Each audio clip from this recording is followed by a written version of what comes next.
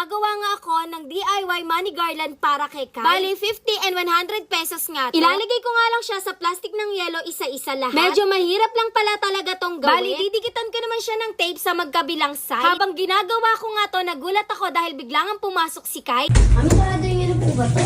Hirap po eh. Wait. Mami, kanino ba yun? Kay Kuya Diggs. Okay po. Sana all.